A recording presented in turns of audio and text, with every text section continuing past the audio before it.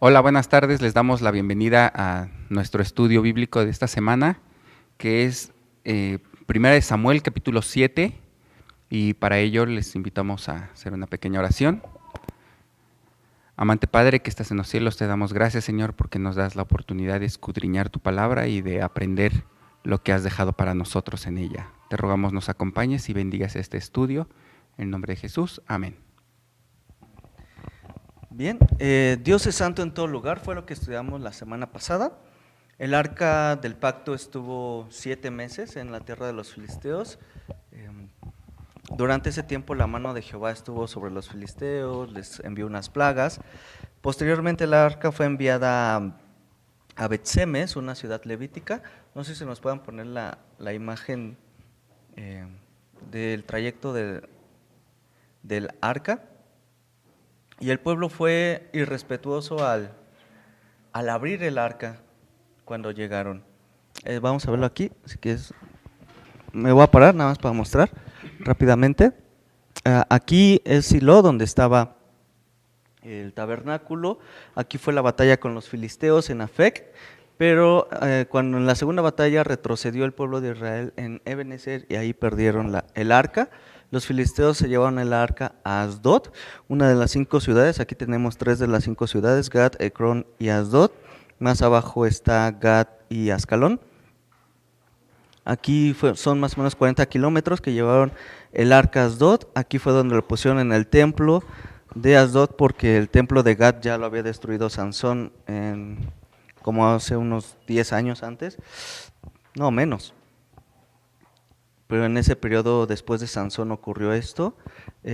Llevaron el arca a Gat, después lo llevaron a Cron, y como no pudieron porque había una plaga en la población de tumores, mandaron el arca a Bet-Semes, que es la ciudad levítica de Judá, que analizamos cuando estudiamos Josué, y después llevaron el arca a Kiriat Jearim, y ahí nos quedamos.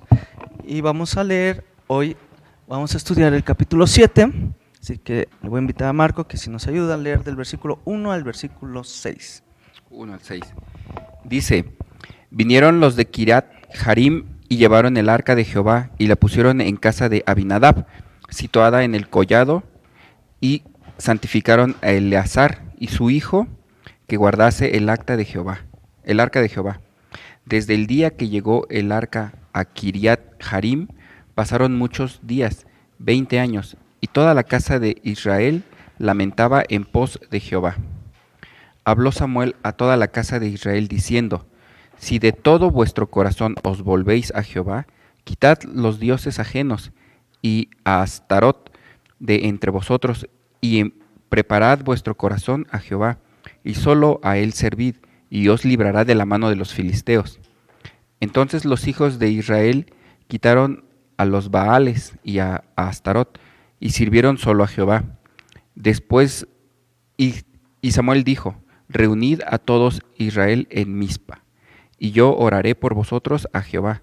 Y reunieron en Mizpa y sacaron agua y la derramaron delante de Jehová, y ayunaron aquel día, y dijeron allí: Contra Jehová hemos pecado. Y juzgó Samuel a los hijos de Israel en Mizpa. Gracias. Samuel hace un llamado al pueblo, entonces les pide que busquen a Dios de todo corazón, porque el arca la dejaron en Kiriat Jearim, en casa de, ¿quién recuerdas ahorita que acabas de leer? Dejaron el arca en casa de Abinadab, y su hijo Eleazar era el sacerdote. El encargado, sí. El encargado. No se sabe la genealogía de Abinadab, pero al parecer era un levita, por lo tanto de la descendencia de Aarón se le santificó a su hijo para que pudiera ser el guardián del arca. El hecho de que el arca estuviera en Kiriat Jearim bastante tiempo, de hecho 20 años menciona, es un periodo bastante largo, y dice que el pueblo hacía algo. En el versículo 2, al final, nos muestra la situación del pueblo, que el pueblo, ¿cuál era su actitud? Se lamentaba. Se lamentaba. ¿Por qué? Porque el arca ya no estaba en el tabernáculo, ya no había fiestas, ya no había todo esto que Moisés había dejado. Ahora el arca estaba escondida por miedo a que los filisteos la volvieran a tomar. Pero Dios preparó a un fiel pastor, a un fiel líder que los iba a ayudar, que los iba a guiar a buscar a Dios. Y entonces vemos a Samuel reuniendo al pueblo y los llamó a qué lugar, si, si te acuerdas más o menos, los llamó a un lugar que ya también había tenido un papel en el pueblo de Israel, ¿En Mizpa? a Mizpa. Mizpa era un lugar alto, donde se podía tener una reunión. Es muy similar al Monte Carmelo, ¿recuerdas cuando Elías se subió al monte y todos lo veían? De esta manera también en Mizpa había un lugar alto, y eso creo que lo tengan en mente porque ahorita los siguientes versículos van a ser importantes para esa posición geográfica. En el versículo 3, Samuel habla a toda la casa de Israel. ¿Me ayudas a volver a leer el versículo 3? Y vamos a poner énfasis en los verbos quitad, preparad, servir y librar. Así que, Habló Samuel a toda la casa de Israel, diciendo, si de todo vuestro corazón os volvéis a Jehová, quitad los dioses ajenos y a Astarot de entre vosotros, y preparad vuestro corazón a Jehová, y solo a él servid, y os librará de la mano de los filisteos. bien, aquí está el bosquejo de lo que vamos a estudiar, en estas 4 frases. Quitad de en medio los dioses, quitad los dioses ajenos. Número 2, preparad vuestro corazón. Número 3, servirle a él. Y número 4, librará de la mano de los filisteos. Entonces, punto número 1, quitar los dioses. ¿Qué es lo que había pasado en el pueblo? ¿Por qué Samuel tiene que decirles quitar los dioses? Porque se habían corrompido y estaban adorando A otros otros dioses. Exactamente, y ahí menciona una diosa o un conjunto de dioses en ese versículo 3. A dioses ajenos y a Astarot. Muy bien. Astarot. Astarot era una diosa, de hecho se le llamaba Astarte. Era diosa de los fenicios. Su nombre en hebreo quiere decir estrella. Es muy similar a, bueno, la palabra es Ishtar. De hecho, lo hemos escuchado, pero traducida como el nombre de Esther. Recordamos que el nombre de Esther era Dasa y su tío le puso el nombre de esta diosa, Ishtar. Ishtar también en Grecia se la conoció como Afrodita, en los fenicios como Astarte, Babilonia Ishtar, y los romanos le llamaron Venus. Entonces era como la diosa del amor, la diosa de la fertilidad. Pero Astarot es una palabra en plural, no como Astarte, sino Astarot. Astarot hace referencia a muchas mujeres, y es porque este culto tenía como sacerdotisas que se prostituían en el templo, y esa era su forma de adorar para estos dioses. Por eso primero dice Samuel, quitad los dioses ajenos y específicamente dejar de asistir a estos lugares donde se servía a Astarot, que era un grupo de mujeres. También lo vamos a ver en Corinto. Es la misma diosa, nada más que con otro nombre, que utilizaban este tipo de servicios religiosos por medio de sexo y orgías y vino y todas estas cosas. Esa era la forma en que adoraban a esta diosa. Y entonces el primer punto es que Samuel le dice, quiten esto, abandonen. Y número 2 dice, preparad vuestro corazón. Y aquí hay 3 elementos. Tú bien leíste del 1 al 6 y vimos que derramaron agua, que ayunaron. Y en el versículo 9 ahorita que veamos hay un sacrificio de un cordero. El derramamiento del agua, ¿qué crees que significa el derramamiento de agua? Como un lavamiento, como Exacto. limpiar Como la casa. incluso echarla en la tierra significa también como símbolo de bendición a la tierra, que volviera Dios al pueblo, ese acto de derramar el agua.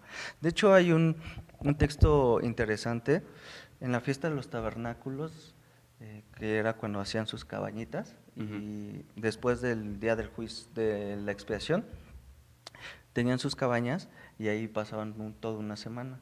Y en el día 6 de esa semana derramaban agua y vino el sacerdote y leían el Salmo 118, Salmo 118, que dice, sálvanos ahora, te ruego, Jehová, haznos prosperar. Eso es lo que recitaban, derramaban el agua, y Jesús tuvo un episodio en el libro de Juan, donde, no sé si recuerdas que Jesús dijo, y en el último gran día de la fiesta Jesús se paró y dijo, si alguno tiene sed, venga a mí y beba. Entonces, esa agua significa bendición, prosperidad, un nuevo inicio, por eso ahí inicia el año también judío por ahí, en esas fechas. El ayuno, ¿qué crees que significa el ayuno? Como purificar tu cuerpo. Enfocarte en las cosas espirituales y dejar a un lado un poco las materiales. También era, no sé si recuerdas cuando la gente estaba muy triste y se ponían ceniza y silicio, también iba acompañado del ayuno. Entonces eso era como para preparar el corazón, porque es lo que estamos viendo que en el versículo 3 Samuel les dice que regresen a Dios, ¿no? Que preparen vuestro corazón. Y eso es lo que estamos viendo, el derramamiento del agua, el ayuno, el sacrificio, ¿cuál era el propósito del sacrificio? El perdón de pecado, ¿recuerdas? Sin derramamiento de sangre no hay perdón de pecados. Y entonces eso es lo que significa estos 3 pasos. Y el cuarto punto que dice, y os librará de la mano de los filisteos. ¿Por qué hace ese énfasis? Bueno, los filisteos cuando tomaron al arca vencieron todo ese trayecto que vimos, en todo ese tiempo dominaron a Israel, le impusieron tributo, no los dejaban afilar sus hachas ni sus espadas, y la mano de los filisteos estaba sobre Israel. Entonces, como el tiempo de los jueces, Dios levantó a Samuel para liberar al pueblo. Eso es así como levantó a Sansón, como a Otoniel, a todos los jueces, Dios levantó a Samuel, por eso es que Samuel está hablando, y algo ocurre. Vamos a ver en estos del versículo 7 al 11, ahorita que me ayudes a leerlo, vamos a poner atención en algunas frases, porque vamos a leer el verbo oír, y cada vez que hay un oír, hay un pueblo. Vamos a oír que los filisteos oyeron algo, que el pueblo de Israel oyó algo y que Jehová oyó algo. Y en respuesta a eso que escucharon o que oyeron, el pueblo de Filisteo va a hacer algo, el pueblo de Israel va a hacer algo y Dios va a hacer algo. Entonces, pongamos atención y ayúdame a leer 1 Samuel 7 al 11. Cuando oyeron los filisteos que los hijos de Israel estaban reunidos en Mizpa, subieron los príncipes de los filisteos contra Israel. Hasta ahí. ¿Quiénes oyeron? Los filisteos. ¿Y qué hicieron? Subieron, exacto. Y esta palabra subieron es lo que te mencionaba, que Mizpa estaba en un lugar alto. Entonces los filisteos, como vimos en el mapa, estaban en el mar. Entonces por eso dice que subieron. ¿Va? Segundo punto, vamos a hablar al pueblo de Israel. En el 7 a la mitad nos quedamos. Ok, los filisteos contra Israel. Y al oír esto, los hijos de Israel tuvieron temor de los filisteos. Ahí está. Bueno, esa es la primera cosa que hice. ¿Seguimos leyendo el 8? Entonces dijeron los hijos de Israel a Samuel: no ceses de clamar por nosotros a Jehová nuestro Dios, para que nos guarde de la mano de los filisteos. Versículo 9. Y Samuel tomó un cordero de leche y lo sacrificó entero en holocausto a Jehová. Y clamó Samuel a Jehová por Israel. Hasta ahí. Bien. Leímos que oyó el pueblo de Israel y primero dice que tuvieron temor. Y en segundo lugar le dijeron a Samuel que clamara. Y por eso tienen el sacrificio y eso. Entonces vimos a los filisteos que oyeron y subieron. El pueblo de Israel escuchó y ¿qué hizo? Pidió a Samuel. Pidió a Samuel porque tenían temor, ¿no? Esas dos cosas. Ahora vamos a ver lo que Jehová escuchó y lo que hizo. Pues el 9, la última frase, nos quedamos. Y Jehová le oyó. Versículos 10 y Y 11. aconteció que mientras Samuel sacrificaba el holocausto, los filisteos llegaron para pelear con los hijos de Israel. Mas Jehová tronó aquel día un gran estruendo sobre los filisteos y los atemorizó, y fueron vencidos delante de Israel. Y saliendo los hijos de Israel de Mizpa, siguieron a los filisteos hiriéndolos hasta abajo de Betcar. Muy bien. Ahora, Dios oyó. ¿Y qué fue lo que Dios hizo? Un gran estruendo. Exacto, tronó, dice, tronó, atemorizó y fueron vencidos los filisteos. Muy bien. Esta palabra tronar, quiero hacer énfasis porque tiene que ver con hacer temblar la tierra, pero también el cielo, como si fuera un trueno, un relámpago. Y una de las deidades de los filisteos, lo vimos la semana pasada, era Dagón, el papá de Baal, que Baal era el dios de las tormentas, el dios del trueno. Entonces se atemorizaron porque vieron que cuando fueron a atacar por Israel, se escuchó esto, ¿no? Tronó esto. Y temieron, y tuvieron, la palabra temer es que tuvieron confusión, no sabían qué hacer. Entonces, si estaban subiendo, cuando tienes miedo, pues Bajas, baja, retrocedes. retrocedes. Y eso fue lo que hicieron, y por eso fue que el pueblo, aunque no estaba preparado, Dios actuó. Muy diferente a lo que vimos la semana pasada, cuando el pueblo sacó el arca porque creía que era un amuleto, creyó que lo podía manipular y perdieron la batalla y el arca se fue con los filisteos, pero en esta ocasión lo que hizo la diferencia fue el preparar el corazón, derramar el agua, el ayuno y el sacrificio. Bien, vamos a leer del 12 al 17 y en esto vamos a ver, vamos a poner atención en los verbos ayudar, restituir y librar. Versículos del 12 al 17. Tomó luego Samuel una piedra y la puso entre Mizpa y Sen, y le puso por nombre Eben-Ezer, diciendo, hasta aquí nos ayudó Jehová. Así fueron sometidos los filisteos, y no volvieron más a entrar en territorio de Israel, y la mano de Jehová estuvo contra los filisteos todos los días de Samuel. Aquí tenemos el primer verbo, que es ayudar. Ya habíamos mencionado Ebenezer ahorita en el territorio de, perdón, en el trayecto del arca. Ebenezer fue el mismo lugar donde Dios les ayudó. ¿Y de qué manera les ayudó? Pues con todo esto que vimos, tronó, tuvieron miedo, confusión y los filisteos huyeron. Protegiéndolos. Pero no solo ese fue en ese momento, sino que dice el versículo 13 que fueron sometidos los filisteos y no volvieron a entrar en el territorio. Es decir, que la ayuda de Dios no fue puntual, es decir, en un punto de la historia, sino que se prolongó por más tiempo, que era lo que pasaba con los jueces. Cuando un juez se levantaba por 8, 20, 40 años, había paz.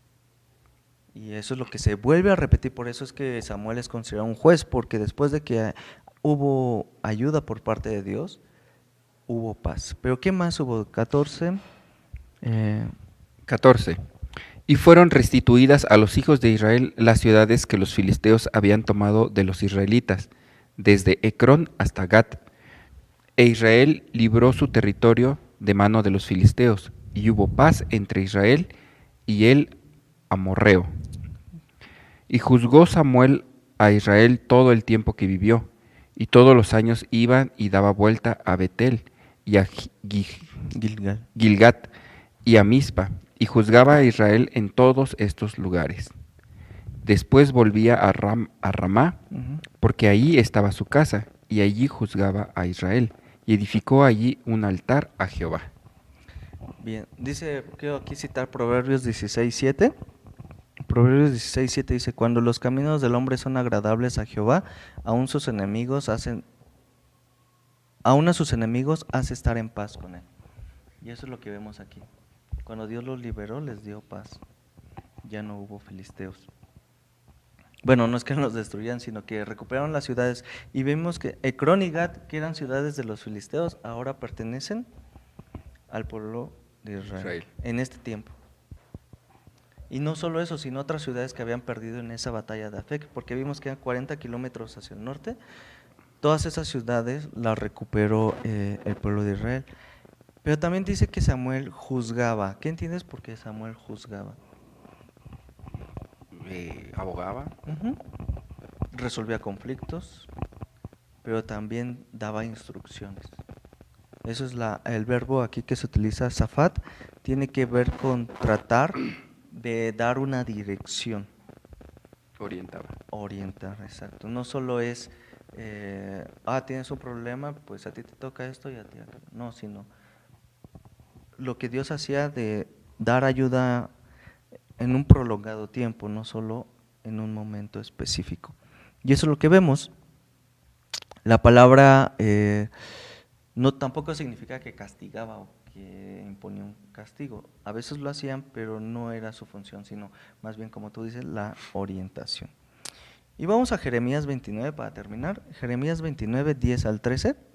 Son unos versículos muy conocidos. Cuando Israel otra vez fue rebelde, y en esta ocasión no fueron los filisteos, sino los de Babilonia, quienes tomaron a los israelitas y los llevaron a la capital de Babilonia.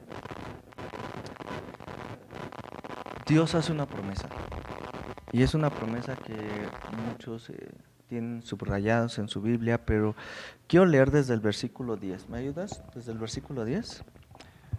Porque así dijo Jehová, cuando en Babilonia se cumplan los 70 años, y os visitaré y despertaré sobre vosotros mi buena palabra, para haceros volver a este lugar. Hasta ahí primero.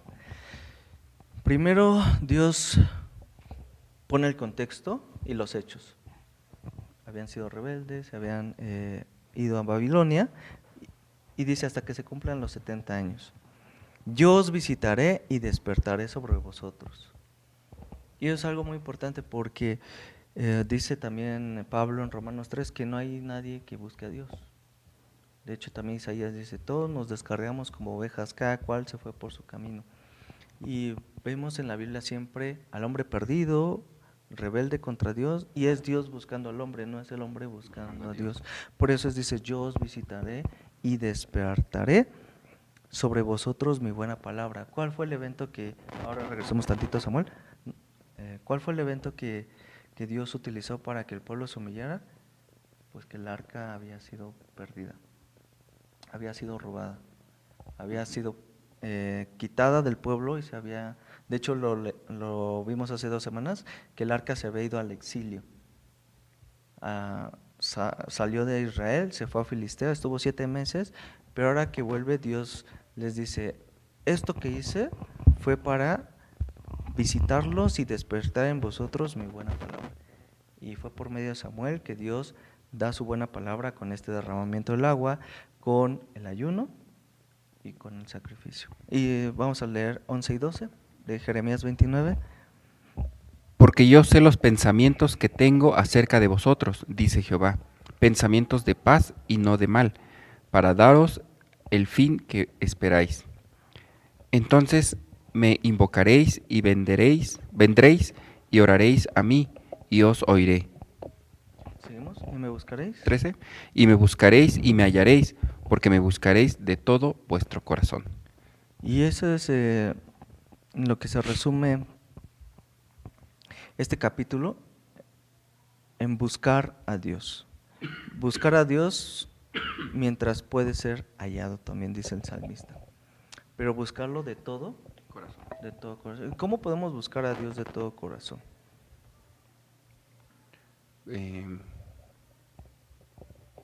Pues reconociendo primeramente nuestra necesidad de Dios, como dice un poquito más arriba. Uh-huh. Y retomemos estos símbolos, el agua derramada, el ayuno y el sacrificio. El agua también es símbolo del Espíritu Santo, que es derramado sobre nosotros, sobre nuestra vida. El ayuno, el de no solo de pan vivirá el hombre, sino de toda palabra que sale de la boca de Dios, que es estudiar la Biblia. Y el sacrificio, que no es un sacrificio que nosotros tenemos que hacer, sino el sacrificio que Dios ha hecho. Ya hizo por nosotros. Ya hizo por nosotros. Entonces, cuando dice preparar nuestro corazón, tal vez hay algo en nuestra vida que ahorita está desviando atención, y Dios por su palabra es como actúa en este momento como juez, porque nos da orientación. Puede ser también por su palabra, por el pastor, por un hermano, pero nos orienta a volver a buscar a Dios de todo corazón. Y eso es el mensaje de 1 Samuel capítulo 7. Bien, hasta aquí terminamos. Vamos a iniciar un nuevo capítulo, pero también una nueva etapa en este libro de 1 Samuel, porque el pueblo, después de esta paz, se volverá a rebelar contra Israel, pero ya no irá tras dioses ajenos, sino que ahora va a pedir un rey, como las otras naciones. Y vamos a empezar a estudiar la historia de Saúl, que es el segundo personaje, hasta llegar a David. Pero bien, les invitamos a que se suscriban al canal, que le den clic a la campanita para cada vez que subamos videos, pues los puedan ver y seguir con esta serie, en esta serie de 1 Samuel, que es buscando a Dios de todo corazón. De hecho, vamos a ver al final a un hombre conforme al corazón de Dios.